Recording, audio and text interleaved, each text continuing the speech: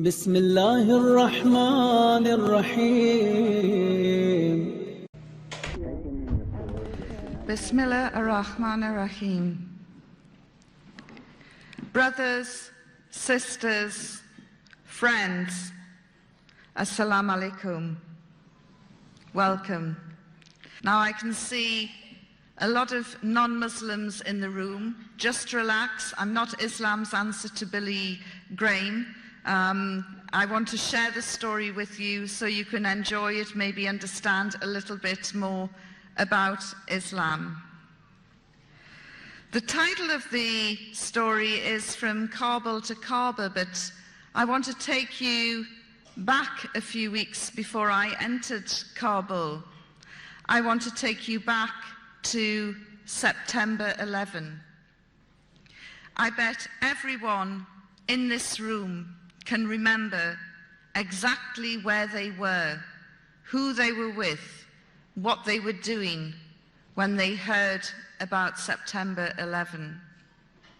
The Muslims that I have spoken to who saw the horrific events unfold on television told me that at the moment of the second plane going into the Twin Towers and realizing it was a terrorist strike, their first reaction was, "Please God, don't let this be the work of Muslims." I was in my newsroom in Fleet Street in London when I noticed people gathering around the television sets that were there. And I shouted over to somebody at the Sunday Express and said, "What's going on?" And they said, "Oh, there's been a terrible accident. There's a plane crashed into one of the Twin Towers in New York." And there's something compelling, isn't there, about live news breaking and live pictures. And I went up and joined everybody else and watched the drama unfold. And then we saw the second plane going in. I've told you about the immediate reaction of Muslims. My immediate reaction was, this is a big, big story. It's bigger than the assassination of JFK, could even be bigger than man landing on the moon. I've got to get out to New York. My reaction was different to those of the Muslims, certainly.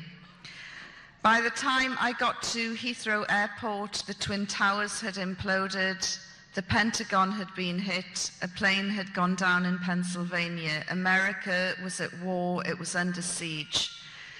Her airspace had been closed down, her borders had been sealed, and I physically couldn't get into the country. No matter which airline or which route I looked at, it was impossible. And so I hung round Heathrow in and out for the next 4 days. Finally, I got that ticket for the first flight out to New York. And as I was making my way to the departure lounge, my phone went, and it was my boss, the news editor. He said, "There's been a change of plans. We want you to go to Pakistan." I was furious. The contacts that I had been making were in New York. My clothes that I had packed were for New York. I'd never been to Pakistan. I probably needed injections. You know, what is this country? Why do you want to send me there? This is a Middle Eastern thing. Why don't I go to the Middle East? And he said, "No, the story is going to unfold in Pakistan and neighboring Afghanistan."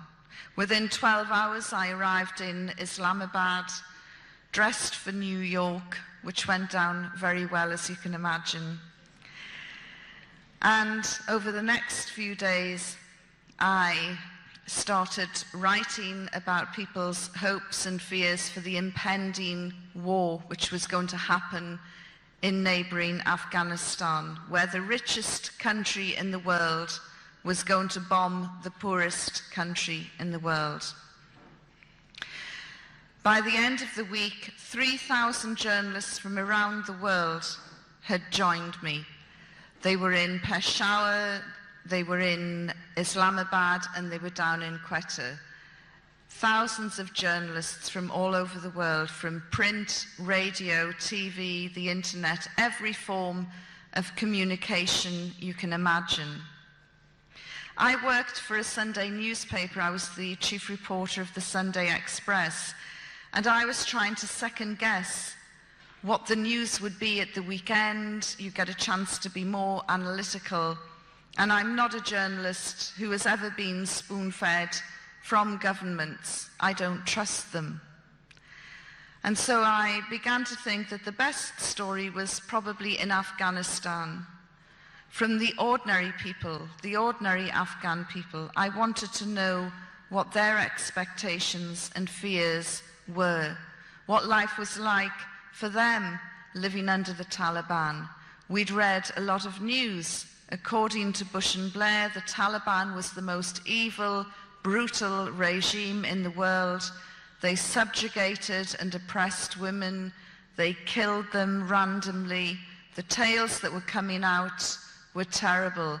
I distinctly remember Tony Blair saying, "These people are so evil, they won't even let their children fly kites."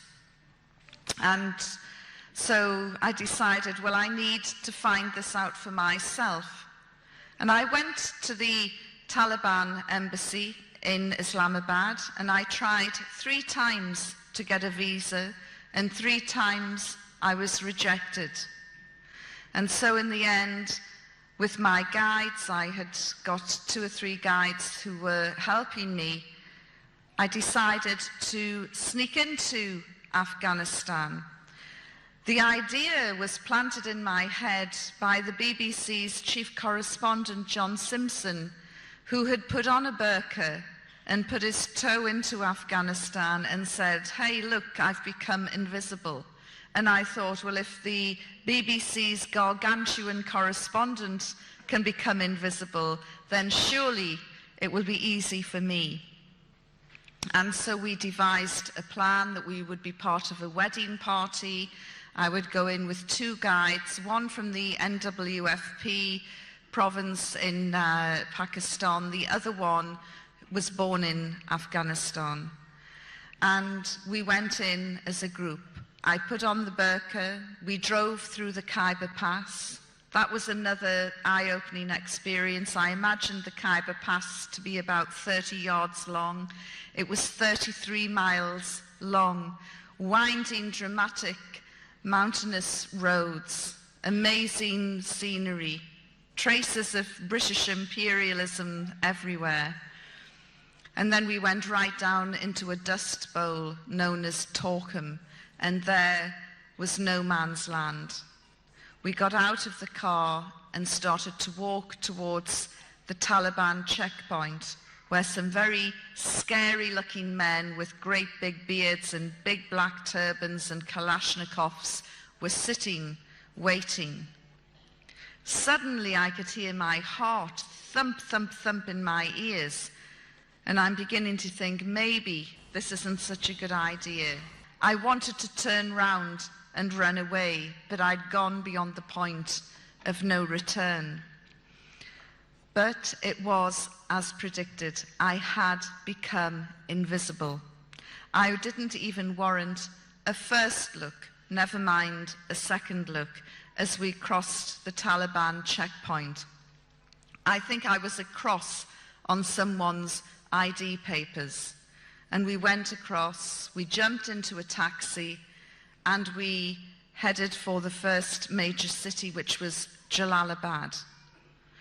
I was very tense, very excited. I was going to see firsthand what life was like in one of the major cities in Afghanistan, in this male-dominated regime where women were oppressed and subjugated, according to Bush and Blair. When we pulled up at the marketplace, I was really surprised, because there, who was doing all the shopping? The men. You can't get Western men into supermarkets or to do the shopping, and there were all these men doing the shopping. I thought, well, this is a good sign. Of course, the reason for that was under the Taliban regime, women were not allowed to talk to strange men. And strange men were any men other than a husband, a father, a brother, or a close male relative. So doing something as simple as buying a bag of sugar was virtually impossible unless you were related to the trader. There were women around. They were all wearing the burqa, and they were in the company of their mahram, or male companion escort. I sat on the edge of the marketplace and watched, and there were lots of Taliban around, and people seemed very excited and very happy. They didn't seem as though they were about to be bombed by the most powerful nation in the world. People seemed relaxed, and I was quite surprised. Our party then went with provisions to a tiny village, not even the size of this hall. And we went into the village, and there was lots of tears and laughter as one of their own had returned, and he brought with him his cousin from the NWFP, his wife, his children. And then they said, "Well, who's that?" pointing at me. And he told them in Pashto. I didn't understand the language, but I could tell from the reaction that they were not at all happy. Why on earth have you brought a Westerner into our midst at a time of war? That day, the Taliban spiritual leader, Mullah Omar, had just announced that anyone helping a Westerner would be executed. So naturally, they were angry, they were nervous, they were agitated.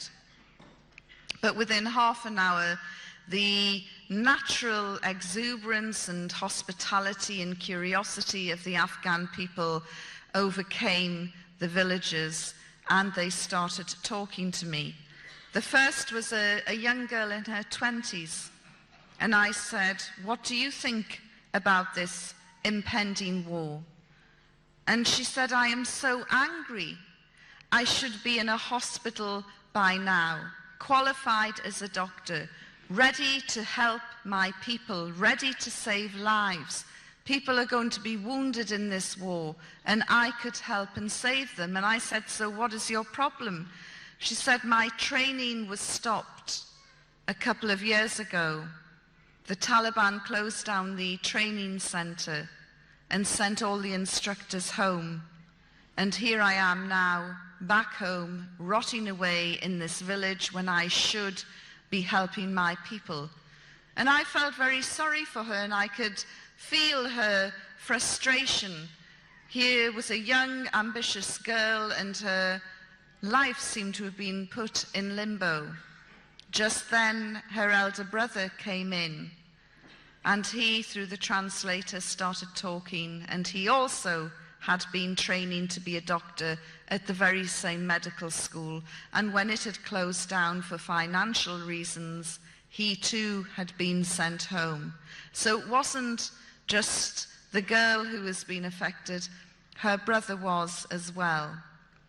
And as we were communicating with the help of the translator, an Afghan lady walked in, and she looked at me very carefully, and she put her hands on her hips, and she really looked me up and down. And then she said through the translator, "Have you any children?" And I said, "Yes, I have a daughter." She said, "Just one?" And I said, "Yes, just one." And she pushed me, very strong. I lost my balance and went the other way. And she said, "You English and American women, you are all so pathetic. All you can ever have is 1 or 2 children. Me, I can have 15. And when you run out of your boy soldiers, I will be producing more." Don't think that Afghan women are shy, retiring creatures. And I thought, well, if this is what the women are like, what on earth are the men like? And I said, "But aren't you afraid of America? of American soldiers. She said, "Dare one American soldier come into my village, and I will get those pots and pans, and I will fight him back myself." And I thought she probably would. Then she said, "Look, I'm really sorry about this mishap. We're very sorry, but this mishap in New York, it has nothing to do with us." And she kept calling 9/11 a mishap. And I thought, this is really provocative. This is so offensive. This is insulting. 6,000 plus people have died. That's what we thought at the time. And you're calling it a mishap? And then I realized that under the Taliban, televisions were banned. Nobody saw the dramatic images that we saw, which were played on our TVs every day, day in, day out, for more than 2-3 weeks, whipping up the anger and the hysteria and the fear, watching the towers being hit, the towers imploding. They didn't see any of that. They lived in single-story buildings. So trying to convey to them the full horror of someone trying to jump from the 101st floor rather than face the inferno inside was very, very difficult. And that is why the Afghan people referred to 9/11 as a mishap. But she said, "We're very sad. But what has this got to do with us? Why do the Americans want to bomb us? We didn't do that." And her argument had some logic to it. As the afternoon progressed, I could tell that people were getting more and more nervous by my presence in the village, and we took some photographs after some persuasion, and then we left. We thought we'll head back early. But by the time we got back to Torkham, the gates had closed, these great big metal gates, and we couldn't get through. Apparently Pakistan had sealed the border.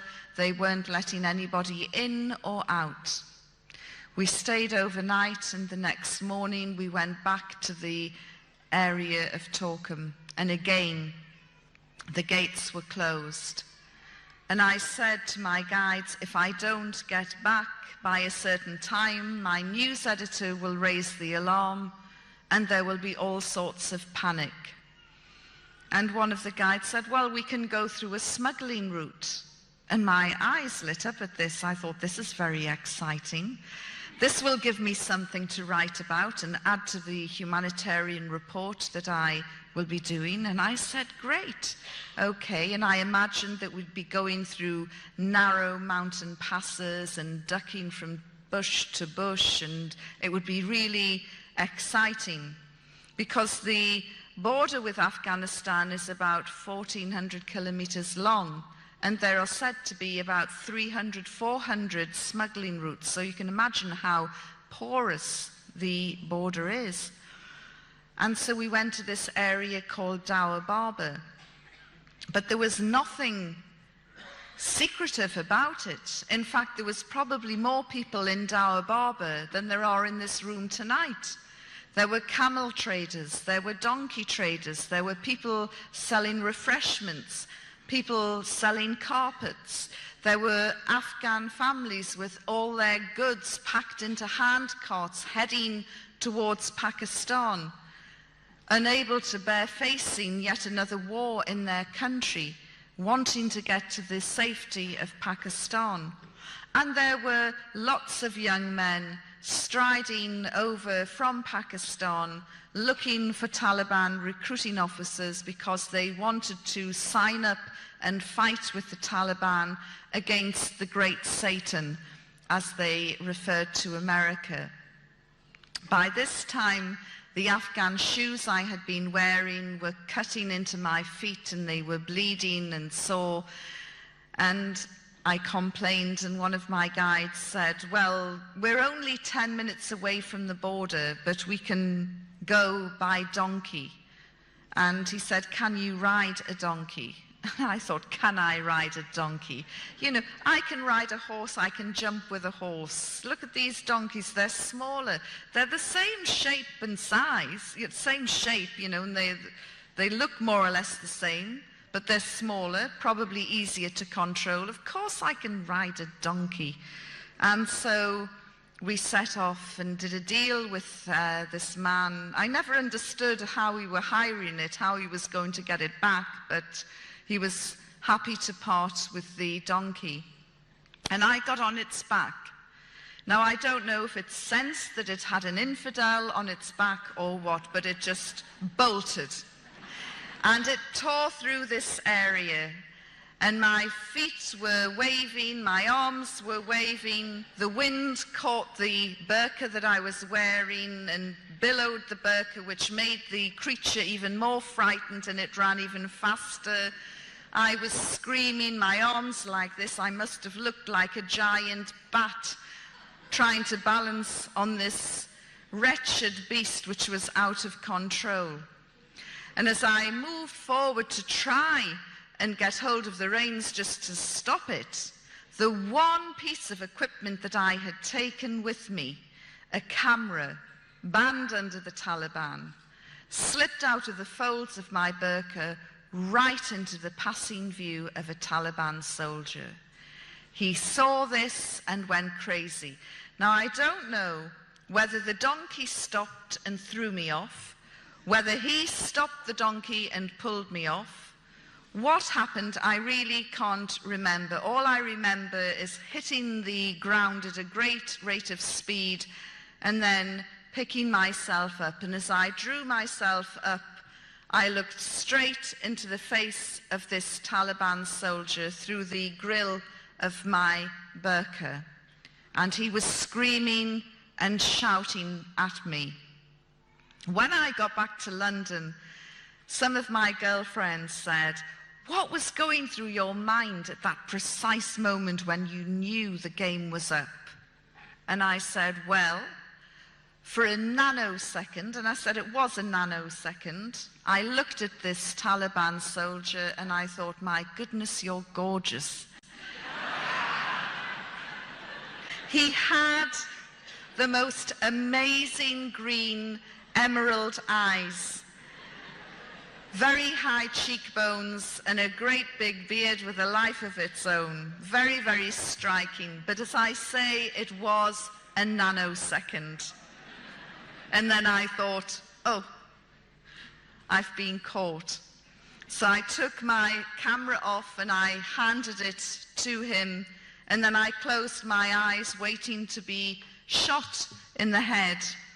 And when I opened my eyes after a few seconds, he'd gone. He'd gone over to the man who hired the donkeys. He wanted to know who is in charge of this woman.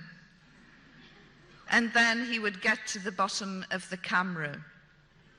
I was delighted. I thought, I can get away. He still doesn't realize that there's a Westerner under the burqa. And I turned and went to attach myself to another group to follow them over the border. And as I walked away, I looked behind, and by this time a crowd of about 100 men had surrounded my two guides. Of course, the reason why they were getting closer and closer was to have a better look, because in Taliban-ruled Afghanistan, no man saw another woman's face unless she was a mother, a sister, or a daughter, or a close female relative. So seeing me would be a bit like seeing a panda in the zoo for the first time. So they were getting closer. Of course, I'm thinking they're getting closer so they can take aim when the stoning starts. I mean, we can laugh about it now, but I really thought that the final minutes of my life were being played out in this godforsaken area. And as I looked around, they say that your life flashes before you. Mine didn't. I'm just thinking, how can I get out of this situation? And then I remembered my time as a Sunday school teacher. And there was a biblical scene where Jesus had said at a stoning, "Let him without sin cast the first stone." So I thought, right, I'm going to say that. Of course, it never occurred to me they wouldn't be able to understand me. But I thought, no, I'm going to say, okay then, bring it on, but let him without sin cast the first stone. And so I'm playing this out in my mind, and then I'm looking round, and I thought, no, there's probably some pious so-and-so at the back saying, that's me, and he'll start the stoning. So all of this is going through my mind when suddenly the Taliban soldier returns, and he has with him a woman wearing a burqa. She comes up behind me and turns me round very briskly and starts to frisk me. And I thought, oh, they're not going to kill me. Well, not just yet anyway. They're trying to find out if I'm carrying any weapons. And isn't it strange that he's gone off to get a woman? You know, why wouldn't he just search me himself? Obviously showing more courtesy than British police. And so all the fear that I had felt and the terror just melted away with relief. And then I became very angry. Those men had made me feel as though I was going to die. So I pulled away from the Afghan woman and I swung round at these wretched men. And I was wearing, I want you to picture the scene, my burqa had gone, but I was wearing a shalwar kameez, the trousers and an orange dress down to the knees. And I swung round at these men, very angry, and I said, I am not carrying any weapons. And to emphasize this, I picked up the hem of my dress and said, look. Well, there was a collective sharp intake of breath. And then they all turned round and ran as though the devil was snapping at their heels. I don't know if any of you have seen the Carry On film where the Scottish regiment lift up their kilts at the natives and they run off, but it was the same effect. Of course, this was highly inappropriate behavior for a woman in Afghanistan, as I was to find out. And the lady wearing the burqa swung me back round and whacked me across the face. She was in such a state of shock at this vulgar display. Anyway, having established that I'm not carrying any weapons, I was then bundled back into the car and driven off to Jalalabad. I was taken into the intelligence headquarters and introduced to the head of intelligence, who understood a little bit of English. I apologized for causing any inconvenience, and he asked me to write down my personal details and telephone contacts to prove that I was a journalist. After I had done that, he said, we are about to eat. You must have something to eat. And I said, well, that's very kind, but I need to use the telephone first. And he said, no, you can't use the phone. So I said, in that case, I won't eat either as a guest or a prisoner of the Taliban until I can use the phone. And what started then was the war of attrition, which was to last 10 days. Now, you would think that the most evil, brutal regime in the world couldn't care less if one of their prisoners had gone on hunger strike. But these men were very, very upset. Despite my protest saying I'm not eating, every morning, noon and night, they would bring me food. They would lay out a cloth on the floor, beautiful carpeted floor, by the way, and they would put down some bread, some stew, and some rice, and they would bring in a jug of water and a bowl, and they would wash my hands, and they would tell me in broken English, you are our sister, you are our guest, we want you to be happy. And I thought, what sort of evil, brutal regime is this? Don't they understand the job description? And I'm thinking, you know, this is just a trick. They're trying to soften me up. And then the really bad guys will come in with the electrodes. In fact, isn't it strange? Everything that I thought would have happened to me under this so-called savage primitive regime happened to prisoners in Abu Ghraib, in Guantanamo Bay, and other US holding facilities, which always prompts me to say, thank God I was captured by the most evil, brutal regime in the world and not by the Americans.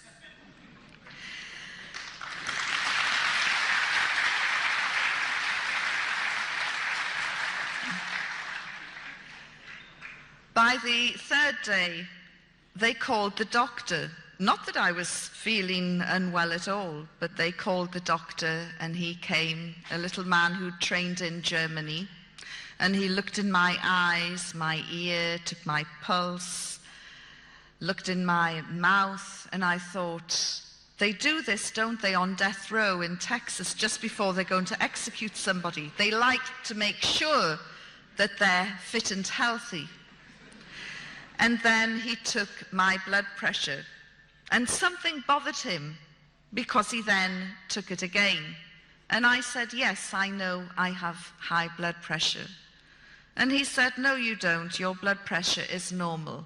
I said, don't be so ridiculous. It can't be normal. You know, I'm about to be killed by the Taliban. How on earth is my blood pressure normal? And he said, look, and he did it again. And it was normal. I said, there you are, 3 days with the Taliban and you've cured my blood pressure. Thank you very much. On the 5th day, there was a little guy called Hamid, the doctor's son actually, who acted as the translator, and he came running into my room very, very excited. He said, you were on the front page of the papers.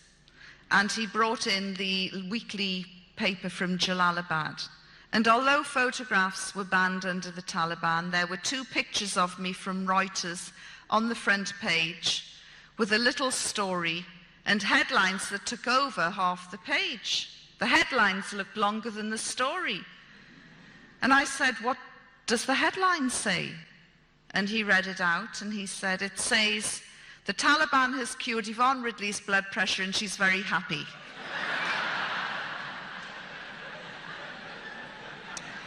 Not the catchiest of headlines.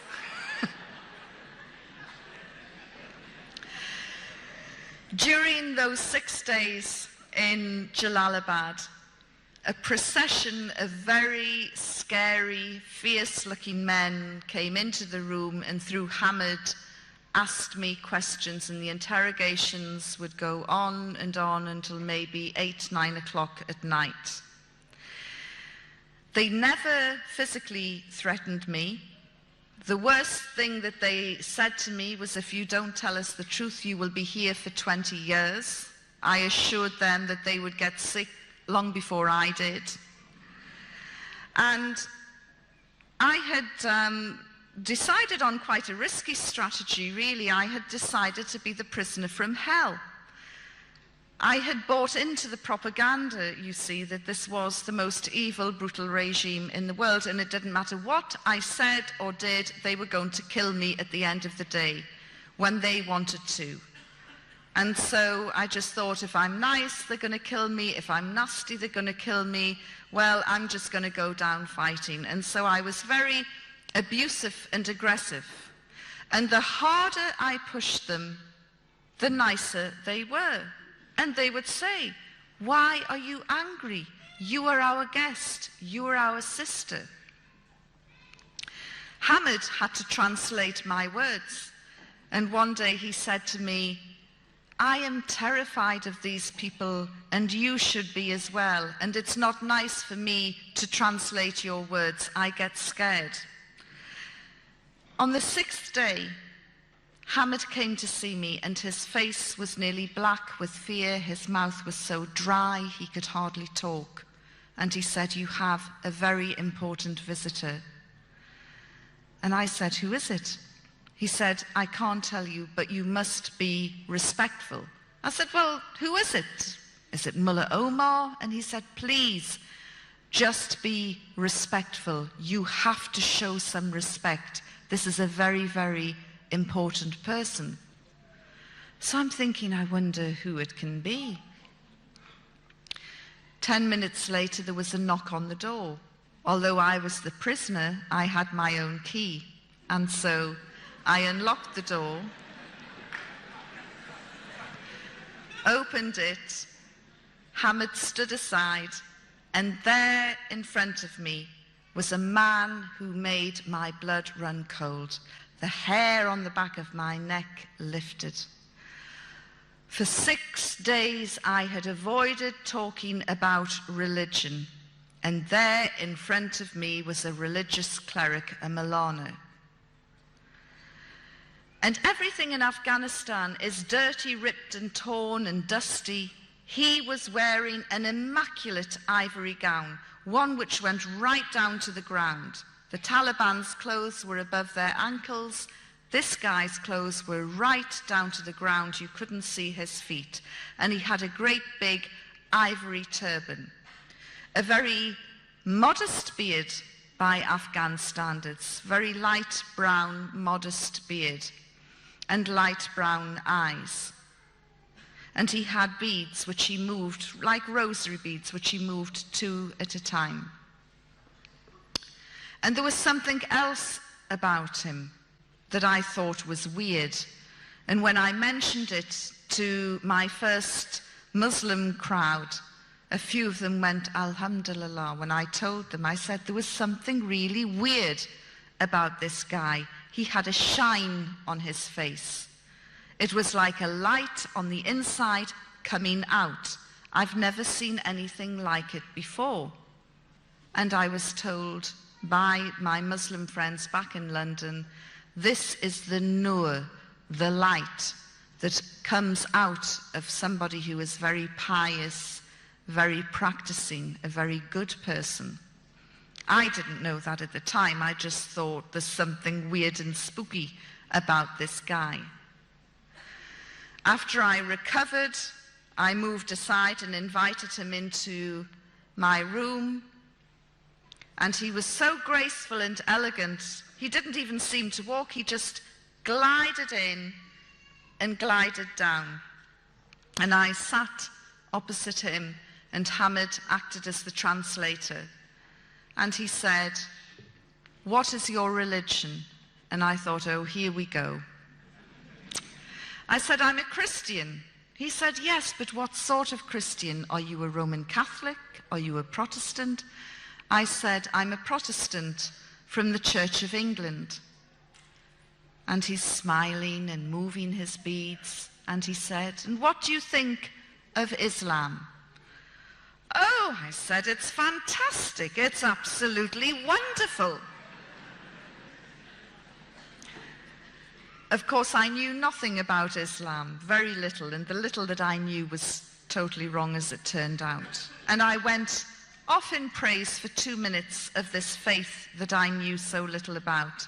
And he smiled and he moved his beads. And then when I finally stopped running out of adjectives, he said, "Islam is a beautiful religion." I couldn't agree more. And then again, I ran off in praise of Islam. And he smiled as he listened, and Hamid translated. And I said, "Do you know, the people around here are so passionate about their faith that they pray 5 times a day. I know because I've watched and counted it." And he looked. He must have thought, "You stupid woman." But I didn't realize that Muslims are expected to pray 5 times a day. So he moved his beads. And then he said, "So, you would like to convert?" And I thought, he's led me into a blind alley here. If I say, "Yes, I'll convert," he'll accuse me of being fickle and insincere, and he'll say, "Take her away and have her stoned." If I say, "No, I'm not interested," he'll say, "How dare you insult Islam? Take her away and have her stoned." So I'm trying to come up with the right answer.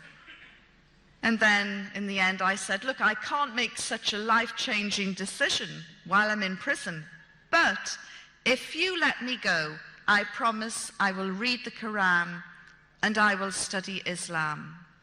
And he smiled, and he didn't say anything more, and he rose up, and he glided out.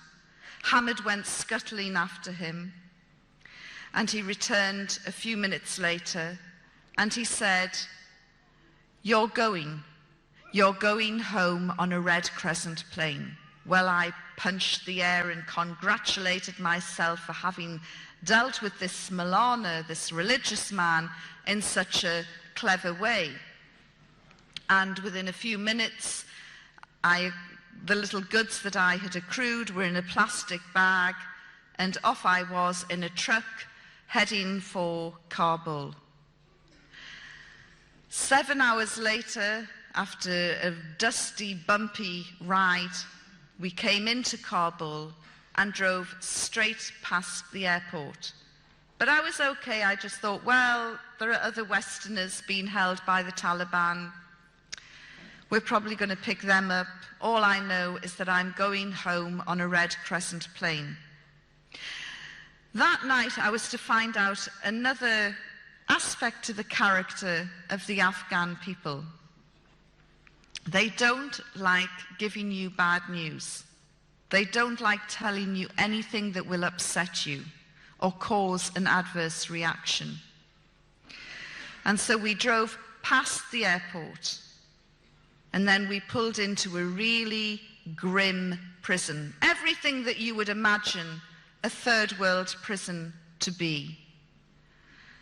And I was asked to get out, and I got out, and we walked down this dark, dingy corridor, and then they pushed open this little metal door with a little spy hole in it. And there, sitting on a concrete floor, were two Afghan women, one with a babe in arms and the other one heavily pregnant.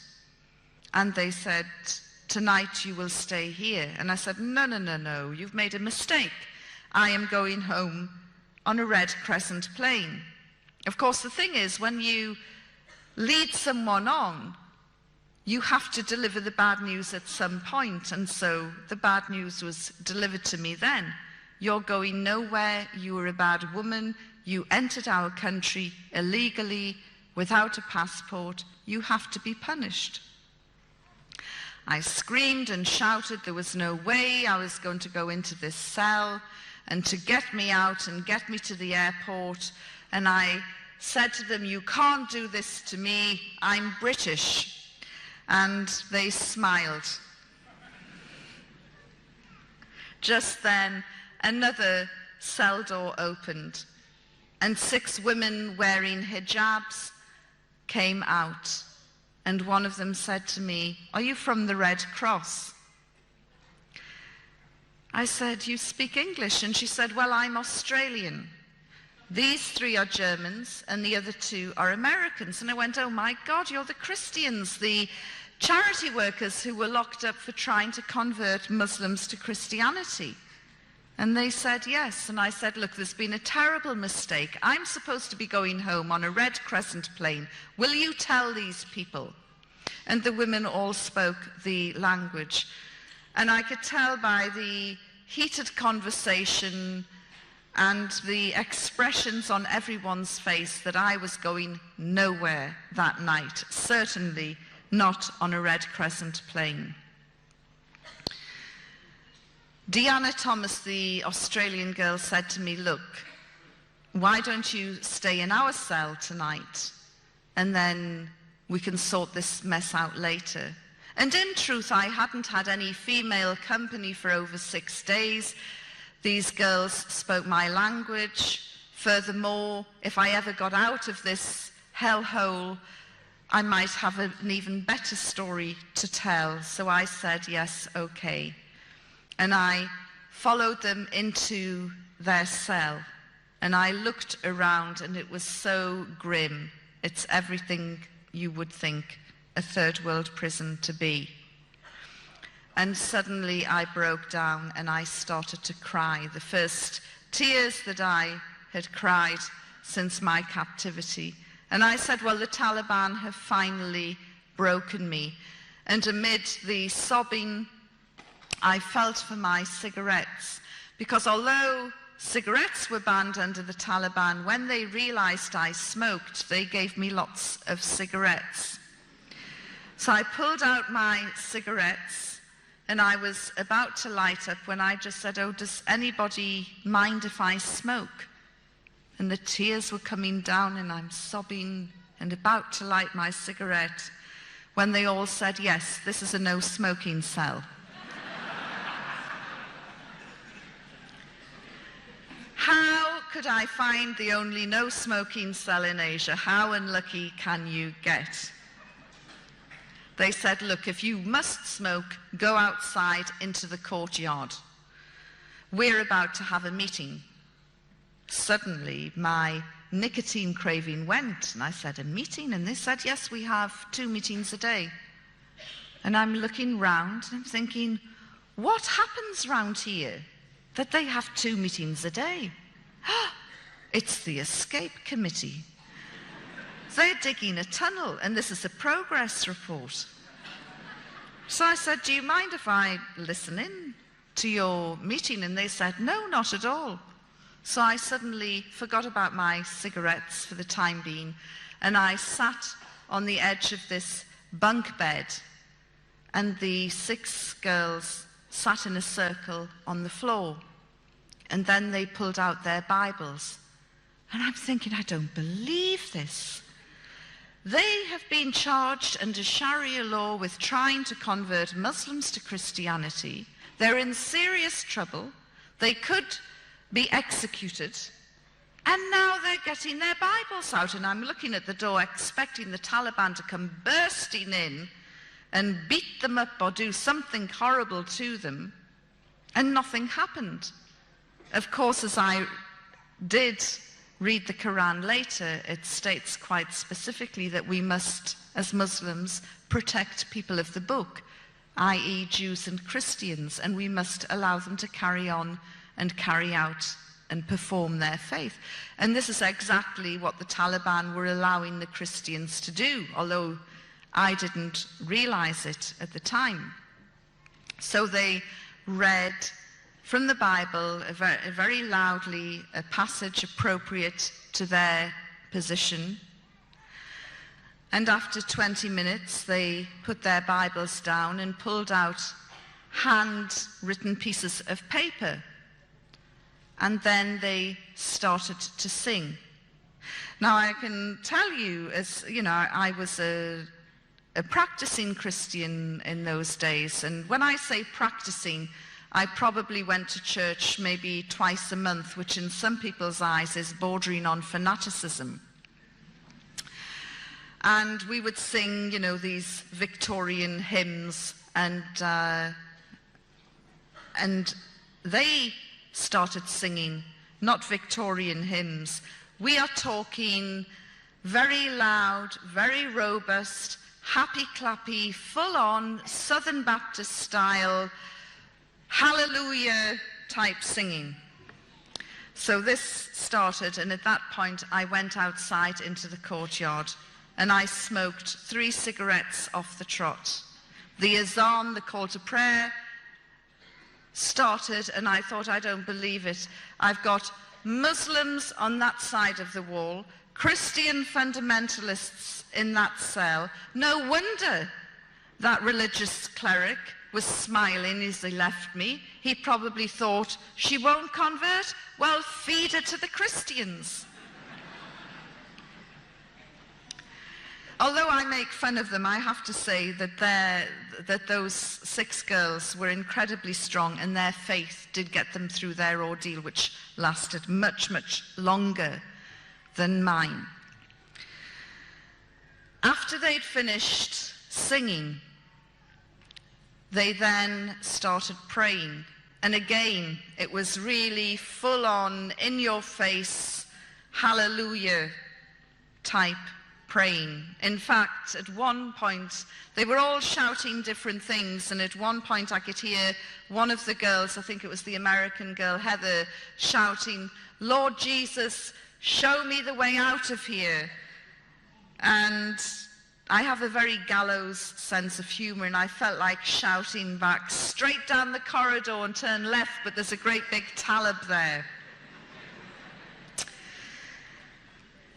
that night, I slept on this concrete floor with a very wafer-thin mattress. And when I woke up the next morning, I was given a change of clothes. In fact, I'm wearing the prison clothes now.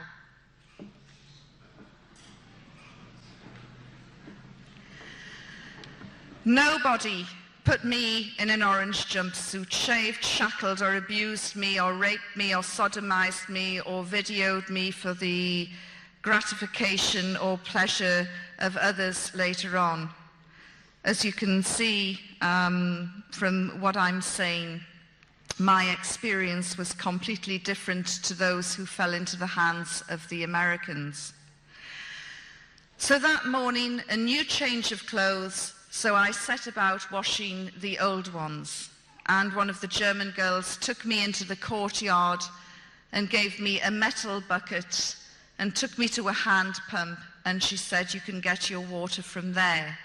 And I'm looking at this contraption which looked as though it had come from one of those old Western movies, and I started cranking it.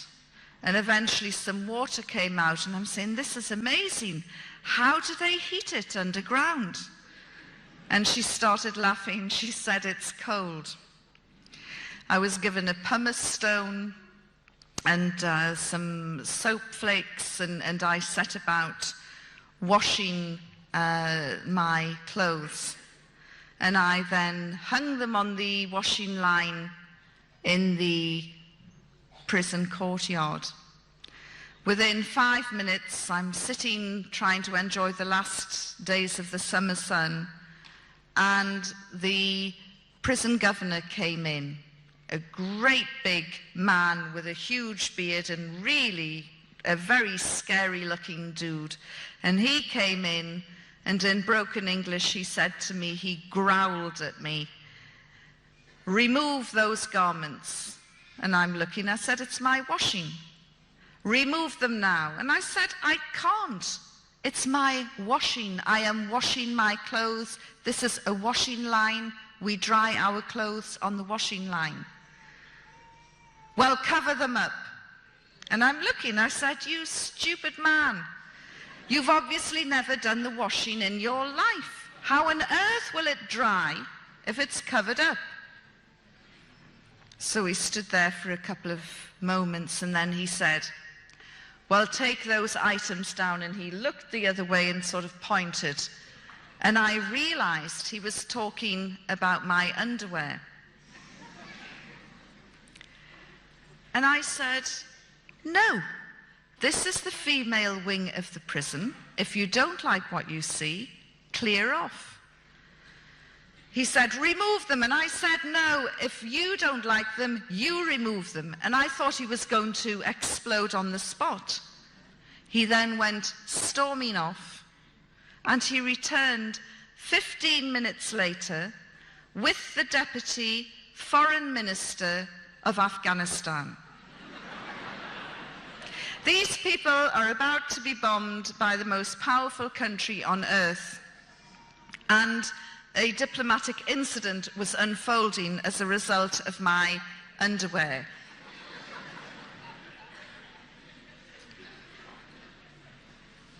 I don't want to embarrass the men here, but I mean, we're not talking anything small, salacious and lacy. We're talking big, comfortable Bridget Jones. So the Deputy Foreign Minister said to me, "Will you please remove your undergarments from the line?" And I said, "Look, this is the female wing of the prison. There are no male prisoners. The only men around at the moment are you two. If you clear off, there will be no men. By the time they're dried, nobody's going to be any the wiser." He said, "Yes, but the Taliban soldiers live above the female wing of the prison. And if they look out and see those things, they'll have impure thoughts." I'm looking at my underwear in a new light now. I said, "There's a very easy solution to this." He said, I knew there would be. I said, tell your men not to look out of the window. No, that's impossible. I thought, I cannot believe this. You know, America didn't need to fly over in B-52s and bomb these people. They should have just parachuted in a regiment of women soldiers waving their underwear, and the Taliban would have gone. But it gives you a remarkable insight into the modesty of these people and the way they felt about issues like women's underwear. So the argument continued and went on long after the clothes had dried, and nobody emerged as a real winner, but I did get my dry clothes back. The next day, the 9th day, I was feeling really crotchety. I'd had 3 or 4 really rousing sessions with the Christian services. And in fact, you know, although the Taliban had banned singing and they'd banned music, they allowed them to sing, but they drew the line at music. And I am eternally grateful to this day that they confiscated their tambourines and guitars. But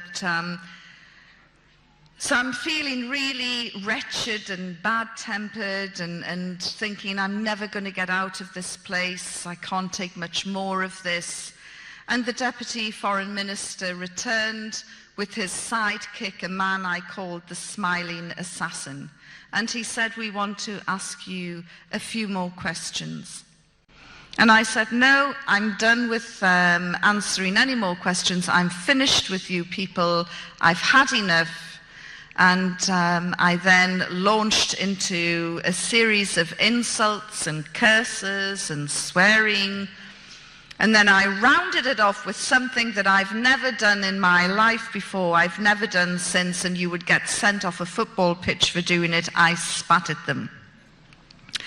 And then I went into my cell and I started shaking. And a couple of the Christian girls said, did you just do what we thought you did? And I said, yes, I've gone beyond the line. I've gone beyond the wire. I've pushed it, and I'm in serious trouble now. I can sense it. And just then one of the female prison officers came in, and which was translated for me later, and she said, tell the English woman she is going to be flogged because she cannot do this to high-ranking people. So I'm standing there rigid with fear, cursing me and my big mouth, and wondering, is there going to be a public flogging? Will Al Jazeera be there to record it? You know, what is going to happen? And I'm standing there rigid with fear, and about 10, 15 minutes later, we heard the gates open in the courtyard, and Heather, one of the American girls, came running in, and she said, they've returned. Yvonne is going to be flogged.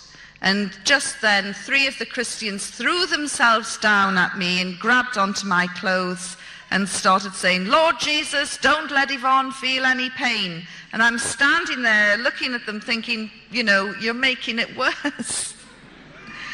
And just then the Smiling Assassin walked in, and he had in his hand the one thing that I wanted, the very thing I had gone on hunger strike for 9 days earlier. He had in his hand a satellite phone, and he strutted around the cell and showed off this satellite phone. And he said, all of you can ring home. You can all ring your families today. Apart from her, the English woman, she's horrible and she spat at us and she has to be punished. So it's interesting, this is how the most evil, brutal regime in the world decided to punish me. They allowed my cellmates to ring home, which was fantastic For the Germans, they hadn't, and all of them, they hadn't spoken to their family for 2 months. It was an opportunity to ring home and say, look, we're okay, we're holding out. And then one of the German girls went to the smiling assassin and made a special plea and said, look, Yvonne needs to talk to her daughter. Please let her call home. And he said, no, she's a horrible woman. She has to be punished. And as I say, that was my punishment, which I, looking back, think, shows a degree of wisdom and insight on their part, which is more than can be said for my behaviour. And my only mitigation is, look, I hadn't eaten for 9 days and I was starting to get fractures. That afternoon, the senior officers returned and they removed me without warning, got my things together and said, you're going. And then they took me out of the prison and upstairs into the Taliban sleeping quarters. And one of the senior officers had vacated his room and said, you complained about the prison downstairs, is this good enough for you?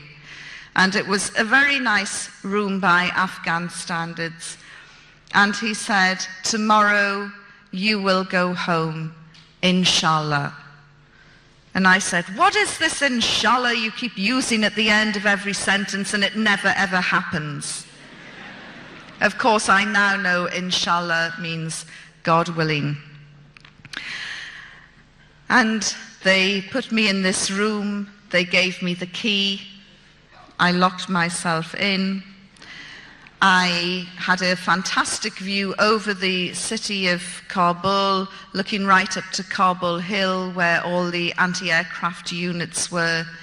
And I sat on the bed contemplating my future, wondering if and when I'd ever get out. They kept saying, tomorrow you will go home, inshallah, but inshallah it never happened. And so I was wondering how genuine they actually were. Why had they removed me from the Christians? Was this my last night on earth? Would they execute me tomorrow? I really didn't know. All of this was going through my mind. And then suddenly there was a huge rip, as though somebody had just torn the sky open. And there was a great big light. And it was the start of the war. That night, America and Britain dropped 50 cruise missiles on Kabul. You can hear a cruise missile from 20 miles away. These were coming within a quarter of a mile of the prison. I had covered wars before, and I don't know why it had not occurred to me then, but it certainly occurred to me that night. These bombs don't discriminate. There's nowhere to run, there's nowhere to hide. Civilian, military, man, woman, child, these bombs cannot tell the difference. I'm going to be blown apart by a British bomb. I've got no doubt Tony Blair will blame the Taliban, and that will be the end of that. And it was truly terrifying. And I also thought, there is no way the Taliban will let me go now. Absolutely no way at all. And the next morning, there was a knock on my door, and I was told, please, there is a vehicle outside. We are going to release you. I couldn't believe it. But sure enough, there was a vehicle. They put me in it. We drove down from Kabul, through Jalalabad, down to Torkham, and eventually, after some shenanigans, I was handed over to the Pakistan authorities. And as I walked back across no man's land, the camera lights went up and the journalists started shouting, how did the Taliban treat you? And in truth, up until the point that I was released, I still didn't trust them 1 inch, and I thought everything that they were trying to do had a hidden motive. It was only at the point that they released me that I thought, you know what, they were quite an honourable bunch of guys. So when this journalist shouted at me, "How did the Taliban treat you?" I thought for a while, and then I said, "With respect and courtesy." This is not what the Western media wanted. The Western media wanted Abu Ghraib tales. They wanted abuse, rape, torture. They wanted to see scars. They wanted to see tears. There was nothing I could give them other than the truth. And sadly, for some people, the truth is never enough. When I got back to London, about 2 weeks later, one of my guides on the Pakistan side called me, and he said, "Madam, the village that you visited has been bombed by the Americans." That was the village Karma, which is smaller than this hall we're in now.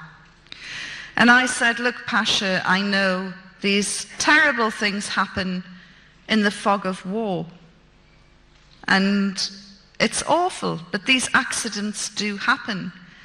And he said, "But madam, how can you accidentally bomb a village the size of Karma 3 days running?" Now then, the Americans were telling us all about their strategic strikes, their surgical strikes, their B-52 bombers coming at 30,000 feet. Karma wouldn't have even looked like a dot from 30,000 feet. It was quite clear to me that this was indiscriminate bombing of civilian areas. And in many ways, the Taliban were to blame because they kicked out all of the Western journalists. Whatever you think about journalists, we do have our functions and our role. We are the eyes, the ears, the witnesses. And by kicking out all of the Western journalists, they ensured that Britain and America could and would bomb indiscriminately across the country, slaughtering innocent civilians, which they did.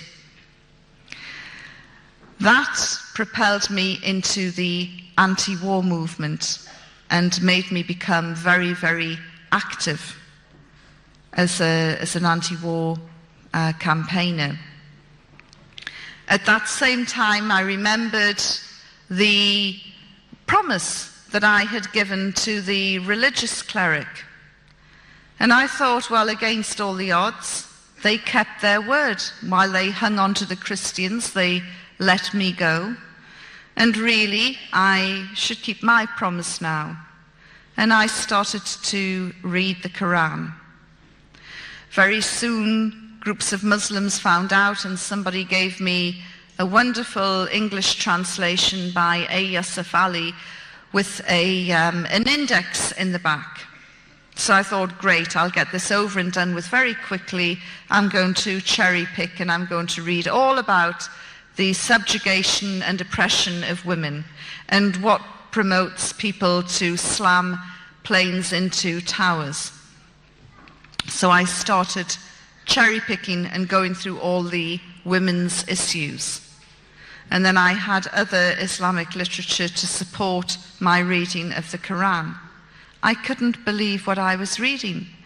The Quran makes it perfectly clear, crystal clear, no two ways about it. Women are equal in spirituality, worth, and education. Furthermore, the first convert to Islam was a woman. The first martyr to Islam was a woman. Women played major roles right from day one in Islam. They fought alongside the men. The Prophet, peace be upon him, picked out one particular woman and singled her out for praise during a battle, the Battle of Ehud, and he said, everywhere I looked, this woman was there, protecting me, fighting with me, fighting alongside me. I thought, where have we got this idea that women are oppressed and subjugated? Where do we get it from? Who put the poison in our minds? I then looked at property rights, inheritance rights, divorce rights. What's yours is yours, what's his is half of yours. Yeah, brilliant. Much of it could have been written by a Californian lawyer. In fact, this is from where they probably get their inspiration. All these tales in the tabloids about the superstars having prenuptial contracts and teams of lawyers drawing up and thrashing out these prenuptial contracts, they were available to Muslim women from day one. And so I began to see Islam in a totally different light. And I thought, yes, okay, this is great, but what are the people like? And so I went out into the Muslim communities, specifically to meet the sisters. And it didn't matter where I went in the world, whether it was Pakistan, or whether it was Saudi, or Canada, or America, or Australia, and now New Zealand. The Muslim women I have met, whether they have been formally educated or not, are resilient, strong, politicized, internationally aware, multi-skilled, multi-talented. A few years ago, I would have looked in this room and picked out everyone wearing a hijab, and I would have thought, oh, look at those poor, oppressed women. How did they manage to sneak out of the home to come here?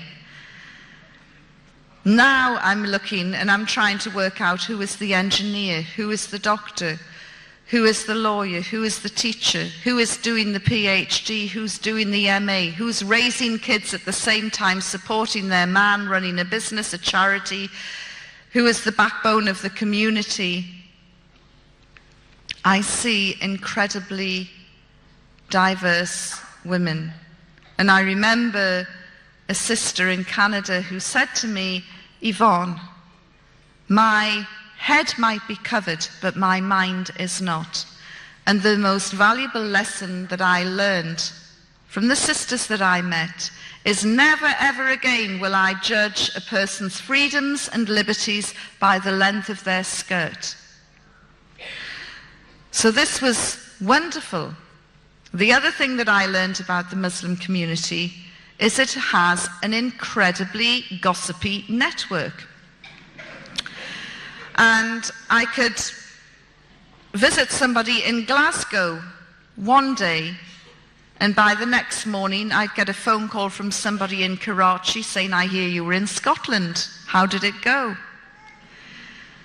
The communication is amazing, but sometimes there were Chinese whispers and people had false information that I had taken my Shahada, the oath to become a Muslim.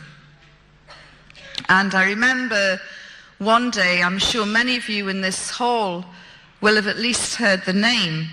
One day I got a phone call from Sheikh Abu Hamza al-Masri, the fire and brimstone cleric from Finsbury Park Mosque, who is currently detained at Her Majesty's pleasure in Belmarsh. And he rang me up and he said, Sister Yvonne, welcome to Islam. And I said, well, thank you very much. However, I hate to disappoint you, but you're a wee bit premature. I haven't taken my Shahada yet, but, you know, I will get there, inshallah. And he said, well, take your time. This is going to be the most important decision you ever make in your life. Don't be rushed into it. Don't be pressurized into it. Make sure that you read as much as you can. Be convinced before you take your Shahada. We are all making dua, prayer for you.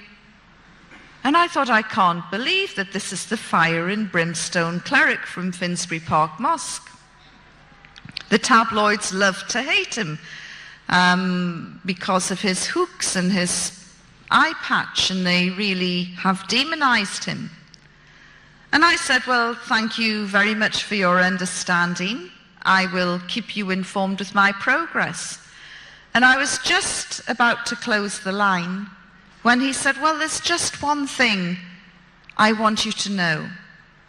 And I said, well, what's that? He said, well, if you go out tomorrow and you're hit by a bus, you will go straight to hellfire. I said, thank you, and closed the line. And that made me nervous. It made me very nervous. So I took a copy of the Shahada and I carried it round with me. And I would address meetings like this, and I would say, look, if you come across an accident and you hear someone shouting for 2 Muslim witnesses, please come running fast because it's me trying to get in before it's too late. Happily, there was no such accident. And on June the 30th, in 2003, at 11:30 in the morning, I took my Shahada and declared my belief that there is only one God and that Muhammad, peace be upon him, is his messenger.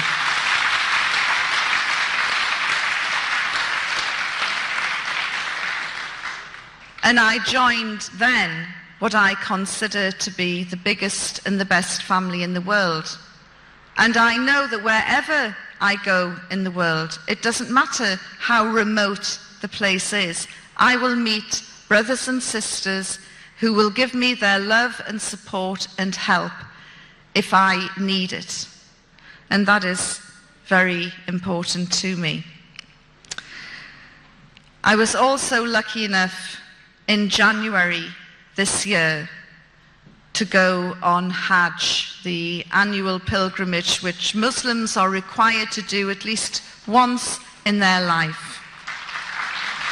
As I say, the Saudi women don't think for 1 minute that they're oppressed or subjugated. They're like a tightly coiled spring, and they are really ready to launch into the political scene in Saudi Arabia. There were elections earlier this year. Women weren't allowed to vote. Let me tell you, I really feel that the next elections, not only will women be voting, they will be standing as well. These women are really, really remarkable, and as I say, they're in the wings and they're ready to launch. Unfortunately, because of Saudi's restrictive media rules, we hardly get to find out any real news that is happening there.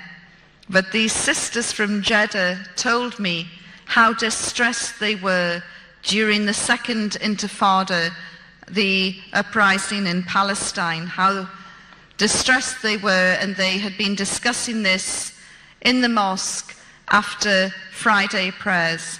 And they wanted to show their solidarity with their Palestinian sisters. So they did something that is forbidden in Saudi. They had a spontaneous demonstration. And they shouted and demonstrated, and the police were called because of this public disorder. And the police moved in, and one of the main women stood in front of the police and she said, "Dare one of you touch us? We are Saudi women and you cannot touch us." And the police sprang back, and they were wondering, what on earth are we going to do with these women? We can't have them demonstrating. But they're right, we can't manhandle them and cart them off to jail either. And there was this standoff for about half an hour as the women continued with their protest. In the end, the police chief had a better idea, and they went and arrested all their husbands instead. They took them to the station, and they said the next time their wives did this, they would be charged. Which is a wonderful tale. So that was Hajj in January. Obviously, you're all aware of the London bombings. I live in central London. We were shocked by the ferocity of the atrocity, but not surprised. The anti-war movement and the political party I belong to, called Respect, which is led by George Galloway MP, had said long before the first bombs dropped on Baghdad, we told Tony Blair, if you take us into a war with Iraq, our security will vanish. London will become a target. In his arrogance, he dismissed us. He dismissed the fears of 2 million people who marched in London. He would rather take his orders from Washington. Really, I salute New Zealand in its strength and determination to stand up to America over many different issues. That stand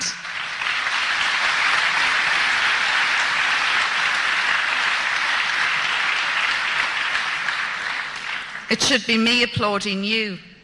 That stand has made New Zealand one of the safest places on earth in terms of security, and certainly your anti-nuclear stance is admirable. Beware of siren calls from politicians like Winston Peters, who thrive only on hate.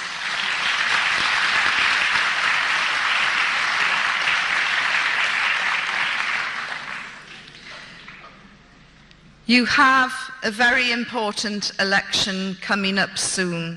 I can't tell you how to vote, but just be wary of those who would want to stand shoulder to shoulder with George Bush, because you will end up in serious trouble like we have in Britain. Thank you very much for listening to me. I am really looking forward to hearing your questions and observations. As I say to the non-Muslims here tonight, I am not Islam's answer to Billy Graham. I am not here to get you to convert. But if you are interested in learning a little bit more about Islam for your own benefit, not for any other reason, there's some books outside which you're welcome to take away. Thank you very much for being a terrific audience. Thank you. Assalamu alaikum.